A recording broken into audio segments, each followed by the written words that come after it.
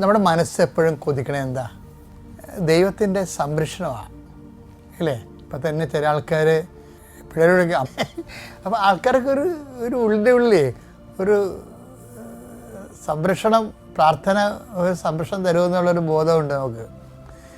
പക്ഷേ ഈ സംരക്ഷണത്തിന് വേറെ കുറേ നല്ല ഇത് ചട്ടപ്പടി പ്രാർത്ഥനാ രൂപങ്ങളല്ലാതെ തന്നെ അത് വേണം. അതങ്ങനെ ദൈവം നമ്മളെ ശിക്ഷിക്കുമെന്ന രീതിയിലാണ് ചില ആൾക്കാർ പ്രാർത്ഥിച്ച് കൂട്ടുന്നത്. കുഴപ്പമുണ്ട്, നമ്മളതിന് കുഴപ്പമൊന്നും ഉണ്ടാക്കരുതെന്ന്, അങ്ങനെയല്ല.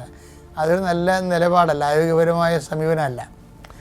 ഇനി സംരക്ഷണം കിട്ടാനുള്ള മാർഗങ്ങൾ കുറേ ഉണ്ട്. അത് എനിക്ക് പലപ്പോഴും തോന്നിയിരിക്കുന്നത് തന്ന എല്ലാ കാര്യങ്ങൾക്കും. ഇപ്പം ഞാനൊരു ഭക്ഷണം കഴിക്കുമ്പോൾ തന്നെ എനിക്കത് രുചി ഫീൽ ചെയ്ത് കഴിഞ്ഞാൽ ഞാനുമ്പോൾ ദൈവമേ, നാക്കില്ലാത്തവർ എന്തുമാത്രം ആൾക്കാരുണ്ട്. അപ്പോൾ നമുക്ക് നാക്കുള്ളത് തന്നെയല്ലേ, ഇല്ലെങ്കിൽ ഈ രുചി എങ്ങനെ അറിയും? അതെല്ലാം നന്ദി പറയേണ്ട ഒരു വിഷയങ്ങളാണ് ശരിക്കും. കഴിഞ്ഞ ദിവസം കൃപാസനത്തിലൊരു സാക്ഷ്യം ഉണ്ടായിരുന്നേ. അപ്പോൾ ഈ ദൈവത്തെ മഹത്വപ്പെടുത്തണത്, അംഗീകരിക്കണത്, എല്ലാ വിഷയങ്ങളും ദൈവത്തെ നമ്മൾ അംഗീകരിക്കണം. അല്ലാതെ എൻ്റെ കഴിവാണെന്ന് പറയരുത്. എൻ്റെ കഴിവാണ്, എൻ്റെ ബുദ്ധിപരമായ നീക്കമാണ്, എൻ്റെ തന്ത്രമാണ്, കുതന്ത്രമാണ്. അങ്ങനെ ഈ പൊട്ടൻ മനുഷ്യർ അങ്ങനെയൊക്കെ ഈ ക്രെഡിറ്റ് സ്വന്തമായിട്ട് അക്കൗണ്ട് ചെയ്യും. പക്ഷേ എന്താ പറ്റുന്ന, സംരക്ഷണം പോകും.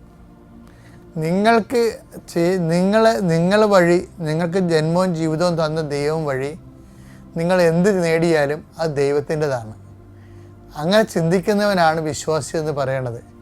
അത് സംരക്ഷിച്ചു കഴിഞ്ഞാൽ എന്ത് പറ്റും? ആത്മവികാരം, ദൈവത്തെ മഹത്വപ്പെടുത്തുന്നതും അംഗീകരിക്കുന്നത് പോരായ്മയായി കരുതി അംഗീകരിക്കാതിരുന്നാൽ എന്ത് പറ്റും? ആത്മവികാരങ്ങൾക്കും അനുചിത പ്രവൃത്തികൾക്കും ഏൽപ്പിക്കപ്പെടും. സംരക്ഷണം പോകുന്നർത്ഥം.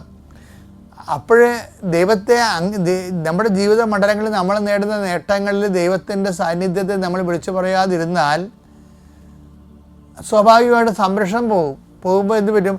ആ അനുചിത പ്രവൃത്തികൾക്കും അധമവികാരങ്ങൾക്കും ഏൽപ്പിക്കപ്പെടും. അപ്പോൾ അനുചിത പ്രവൃത്തികൾക്കും അധമവികാരങ്ങൾക്ക് ഏൽപ്പിക്കപ്പെടാതിരിക്കുക എന്ത് ചെയ്യണം? ദൈവത്തെ ജീവിതത്തിൻ്റെ മണ്ഡലങ്ങളിൽ എല്ലാ മേഖലകളിലും ദൈവത്തെ അംഗീകരിക്കണം. അത് സംരക്ഷണത്തിൻ്റെ ഒരു ഫോർമുലയാണ്.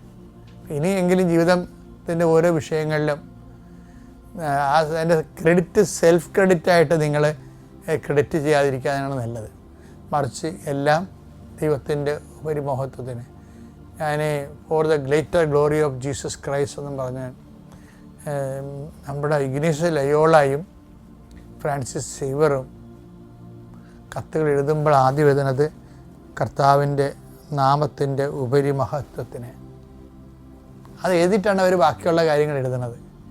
അതുപോലെ തന്നെയാണ് നീയുമെങ്കിൽ അത് നമുക്ക് വല്ലാത്തൊരു സംരക്ഷണം തരും. ഓക്കെ അല്ലേ? Thank you.